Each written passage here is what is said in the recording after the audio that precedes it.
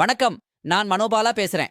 நமக்கு ஆண்டவன் கொடுத்த பெரிய சொத்து, நமக்கு அம்மா அப்பா கொடுத்த பெரிய சொத்து, நாம் இருக்கும் வரை நம்மிடம் இருக்கும் ஒரே சொத்து எதுன்னு நினைக்கீங்க? நம்ம உடம்பும் உயிரும் மட்டும்தான். மற்றதெல்லாம் நமக்கு வாழற காலத்திலேயே நிரந்தரமான்னா இல்ல. நமக்குன்னு இருக்கும் சொத்தை எப்படி பாதுகாக்கணுமோ அப்படி பாதுகாக்கிறோமா? அதுக்கான சமூக கட்டமைப்பு இருக்கா? அதற்கான வாழ்க்கை சூழல் இருக்கானா கேள்விக்குறிதான்.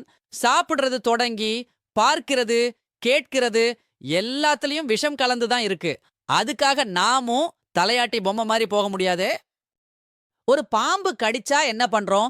உடனே சிகிச்சை எடுக்கோமா? அது என்ன பண்ணுது? விஷத்தை முறிச்சு உயிரை காப்பாத்துது.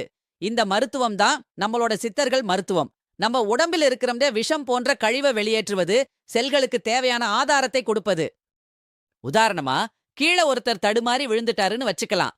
அவரை யாரும் தூக்கி விடாமல் இருந்தால் அவரா எந்திரிப்பாரா இல்லையா? கொஞ்சம் மெதுவா வருத்தத்தோட எந்திரிப்பாரு.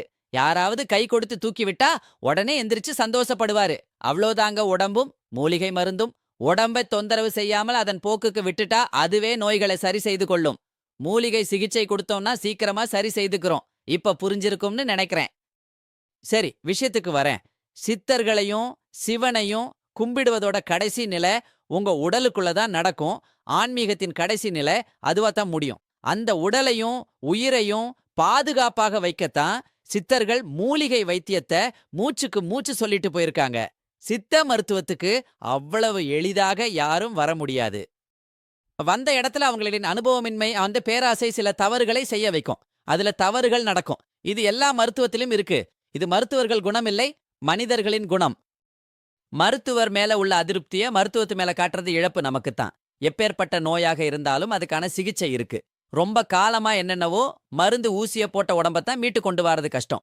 சமீப காலமா வந்த நோய்னா 100% நம்பி நீங்க கஞ்சகம் மருத்துவமனை போங்க. நம்ம மருத்துவத்து மேல காட்டுற அலட்சியம் நமக்குத்தான் இழப்பே தவிர மூலிகை, செடி, கொடிகளுக்கு இல்ல. புரிஞ்சு பயன்படுத்திக்கோங்க.